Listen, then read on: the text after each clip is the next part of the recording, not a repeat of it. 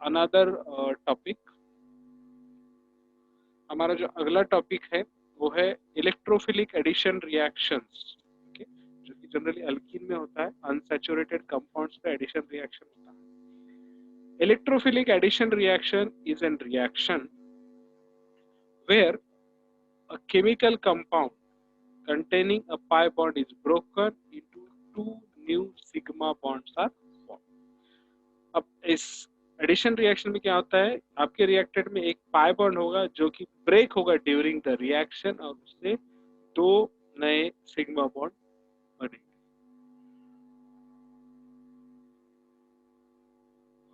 जैसा कि यहाँ पर एग्जांपल देखिए, ये आपका अल्कीन है, इथिन का स्ट्रक्चर है, उसके ऊपर हमने ऐड किया है X and Y, products add हो गए, यहाँ का एक बॉन्ड ब्रेक हो गया और X and Y add. Electrophilic addition to alkene takes the following general form. देखिए, पहले सबसे आपका इलेक्ट्रोफिलिक अटैक होगा, क्योंकि ये पाई बॉन्ड है, मतलब इलेक्ट्रॉन्स है, तो वो इलेक्ट्रोफाइल को सबसे पहले अट्रैक्ट करेंगे, उसके बाद इलेक्ट्रोफाइल बनाएंगे, यानी पॉजिटिव चार्ज की वजह से बॉन्ड ब्रेक होगा। उसके बाद फिर दूसरा आपका न्यूक्लियोफाइल उसी कार्बोकैटायन पर अटैच हो। जैसे कि एलिमिनेशन रिएक्शन में होता था, पहले आपका इलेक्ट्रोनेगेटिव एटम जाएगा इलेक्ट्रॉन के साथ, इसी वजह से वो क्या करता था, दूसरा कार्बोकैटायन बनाता था एडजेसेंट का, और फिर आपका एलिमिनेशन रिएक्शन प्रोसीड। उसी तरह से यहाँ पर पहले इलेक्ट्रोफाइल इस पाई इलेक्ट्रॉन्स के साथ अटैच होता है, इलेक्ट्रोफाइल उस लीविंग द कार्बोकैटायन, जिसके ऊपर कि आपका रिमेनिंग रिएजेंट में से न्यूक्लियोफाइल अटैच होता है। Electrophilic addition reaction between symmetrical alkene and the hydrogen halides. अभी तक हम हाइड्रोजन हैलाइड बाहर निकाल रहे थे, अल्कीन बना रहे थे, अब अल्कीन में हम हाइड्रोजन हैलाइड ऐड करेंगे अल्कीन के अंदर और बनेगा alkyne halides. The reaction of electrophilic addition with ethene and hydrogen bromide, CH2, CH2 और HBr ऐसे होगा। अब इसमें इलेक्ट्रॉन्स है तो ये प्रोटॉन्स पहले जाएंगे, इलेक्ट्रॉन्स क्या होंगे, ये दोनों कार्बन में से एक कार्बन की तरफ जाएंगे और हाइड्रोजन को खुद की तरफ जाएंगे। ओके, तो ये हो गया CH2। अब ये इलेक्ट्रॉन्स इधर जाने की वजह से कार्बन पर आ गया पॉजिटिव चार्ज, जो कि अब यहाँ पर बॉन्ड जो ब्रेक हो रहा है HBr में, ब्रोमीन की इलेक्ट्रोनेगेटिविटी ज्यादा है, इसलिए इलेक्ट्रॉन्स इसकी तरफ जाएंगे निगेटिव, आपका carbon positive, that's why it will attach form the ethyl bromide। This is the simplest reaction. उसी तरह से साइक्लोहेक्सेन में भी सेम होता है, बॉन्ड ब्रेक हुआ HBr, कार्बन को अटैच, सही ब्रोमो साइक्लोहेक्सेन, सही सिर्फ जहां पर डबल बॉन्ड है रिंग में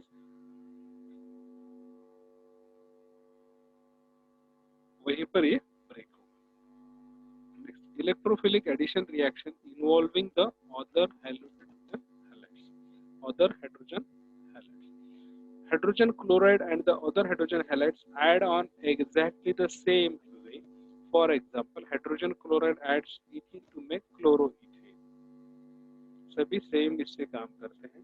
The only difference is the reaction कितने फास्ट होगी और कितने स्लो होगी, डिपेंडिंग ऑन दैट ये डिफरेंशिएट होगी। बाकी सभी हाइड्रोजन हैलाइड्स काम करते हैं। Happen with the different hydrogen atoms, the rate of reaction increases as you go from hydrogen fluoride to hydrogen fluoride to hydrogen bromide to hydrogen iodide। Hydrogen iodide की reaction सब में fast होगी तो hydrogen fluoride की reaction सबसे कम होगी। The reason for this is that the halogen atoms get bigger, the strength of the hydrogen halide hydrogen halogen bond falls। okay? जितना ज्यादा आपका बड़ा एटम होगा हाइड्रोजन का, उतना ज्यादा उसका स्ट्रेंथ रहेगी हाइड्रोजन इलेक्ट्रॉन की, तो उतना ज्यादा उसको टाइम लगेगा ओके ब्रेक होने के लिए। तो बॉन्ड स्ट्रेंथ देखिए, अब हाइड्रोजन फ्लोराइड का स्ट्रेंथ ज्यादा है, इसलिए 568 किलो जूल पर मोल इसकी एनर्जी, इतना आपको वर्कआउट करना पड़ेगा तब जाके आप बॉन्ड ब्रेक करेंगे, फिर वो अटैच होगा। तो as compare to hydrogen iodide जिसका 298 यानी नियर अबाउट हाफ है हाइड्रोजन फ्लोराइड की, इसलिए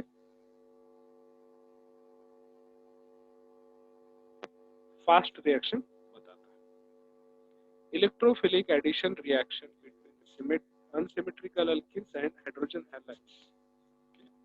अनसिमेट्रिकल, अभी तक हमने देखा सिमेट्रिकल, यानी डबल बॉन्ड के दोनों साइड में सिमिलर ग्रुप्स है तो वो सिमेट्रिकल। अब unsymmetrical, the reaction of electrophilic addition with propene. अब देखिए उसमें क्या था, एक डबल बॉन्ड था और डबल बॉन्ड के दोनों साइड में दो दो हाइड्रोजन थे, यानी कार्बन दो ही थे और दोनों कार्बन का hydrogen.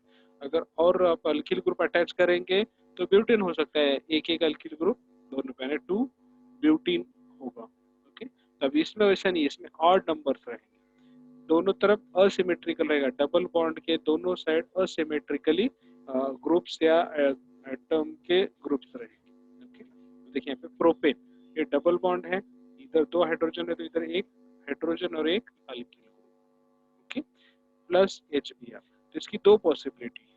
Okay, H B R जो ऐड होगा वो इस तरह से जैसा प्रीवियस है, यहाँ पर ये क्या जाएगा, फिर ब्रोमीन आएगा, या फिर पॉसिबिलिटी है कि ब्रोमीन पहले कार्बन पे जाएगा और हाइड्रोजन सेकंड कार्बन।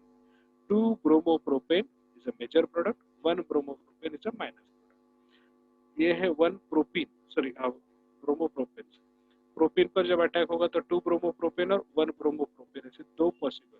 तो कौन सा फेवरेबल है, तो इसके लिए एक रूल है, आपको ऑलरेडी पता होगा, मार्कोनिकोज। तो ये रूल हमें बताता है कि कौन सा मेजर रहेगा कौन सा minor. This rule states that addition of a protic acid, that is hydrogen halide to an asymmetric alkene, जब भी आप हाइड्रोजन हैलाइड asymmetric alkene पर ऐड करेंगे तो हाइड्रोजन becomes और attached to carbon with a more hydrogen substitute। तो previous जो हमने सेट्जर रूल देखा था उसमें एलिमिनेट होते टाइम कम से कम हाइड्रोजन जिस कार्बन पर है वहां से वो निकल जाएगा। तो यहाँ पर है जब आपका हाइड्रोजन ऐड हो रहा है तो ऐसी जगह पर ऐड होगा जिस कार्बन पर ज्यादा से ज्यादा हाइड्रोजन है। Okay, the attach to that carbon which having the higher number of hydrogen, जिस कार्बन पर ज्यादा हाइड्रोजन।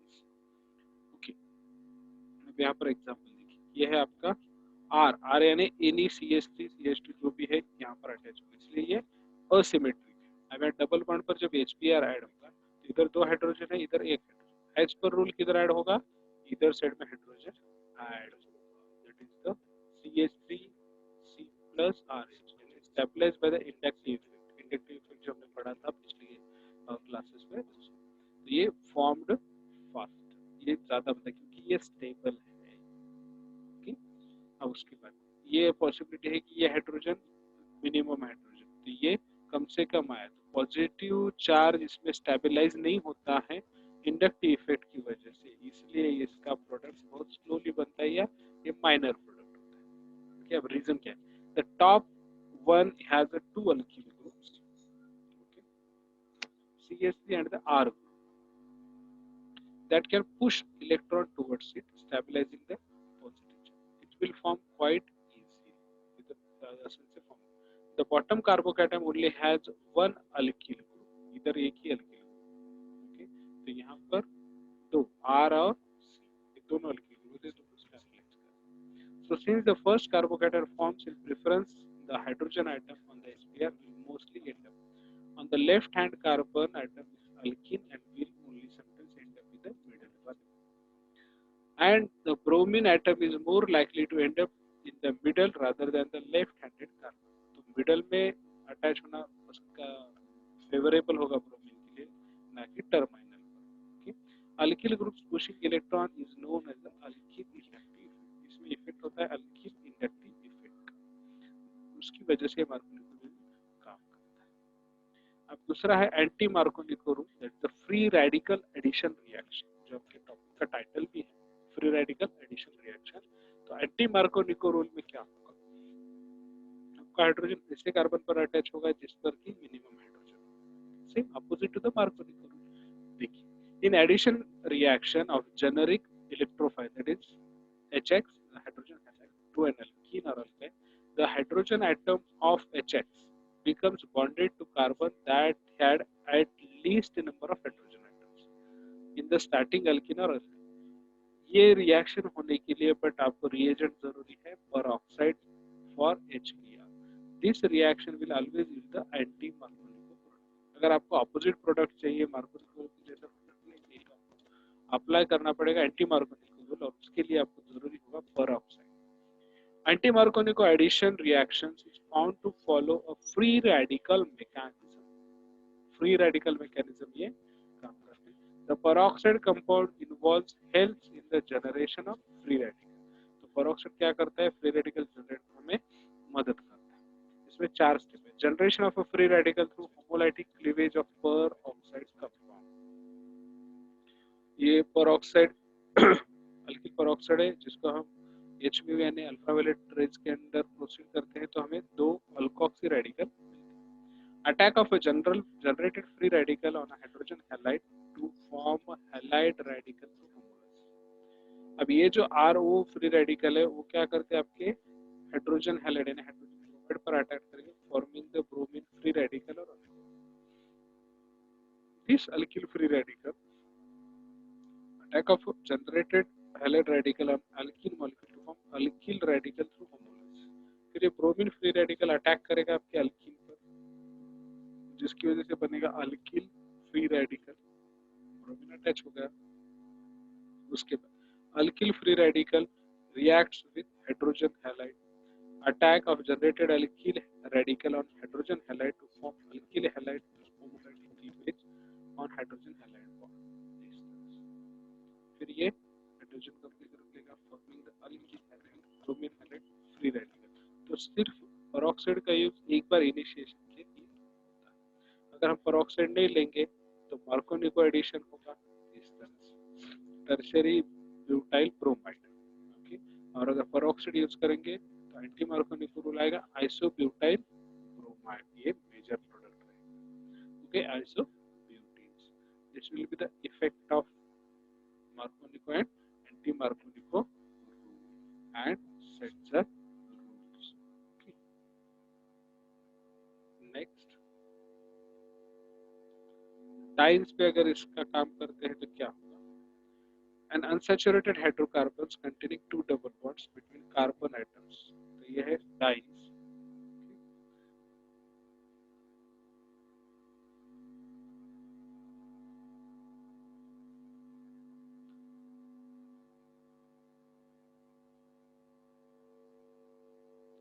डाइन्स का इंट्रोडक्शन है।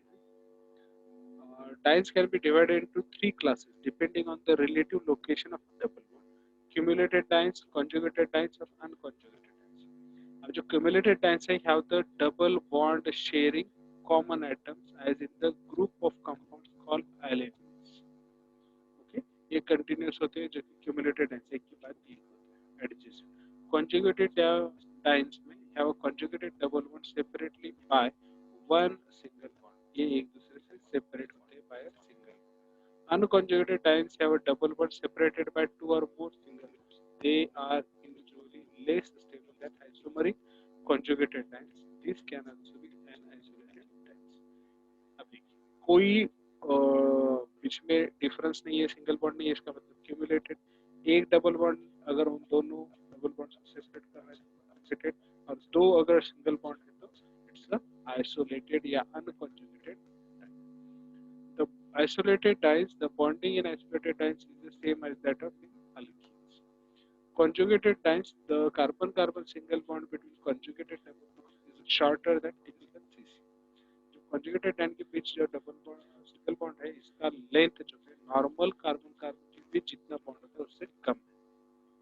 This is due to difference is the hybridization of carbon atom involved because of S character, the conjugation of 2 pi bonds. इसकी वजह से two conformations of conjugated dyes are important, S-cis and S-trans as 1,3-butadiene. 1,3-butadiene में अगर हम देखेंगे तो इस तरह का एक तो कार्बन sp2 फिर उसके बाद sp3 में 153 है, sp3 sp2 में 151 है। तो दोनों साइड में ये sp2 इसलिए यहाँ पर जो है नॉर्मल सीसी बॉन्ड 153 का 146 बॉन्डलेस होता है। Stability of conjugated dyne, the trans conformation of 1,3-butadiene is about 12 kilo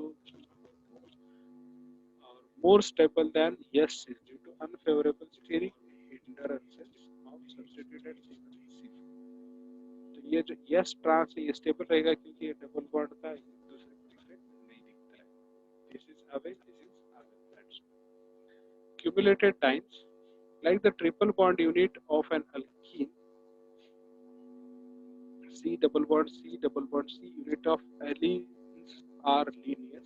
the central sp hybridized carbon atom. The CC bonds in alkenes are slightly shorter than those in a typical alkene. Alkene में 134 होता है bond length, तो इसके अंदर हो रहा है 131. Okay. उसके बाद alkenes are non polar. Note that perpendicular nature of CH. Okay, perpendicular nature of the CH bonds, that is 131. Okay, इस तरह से. This is all about that.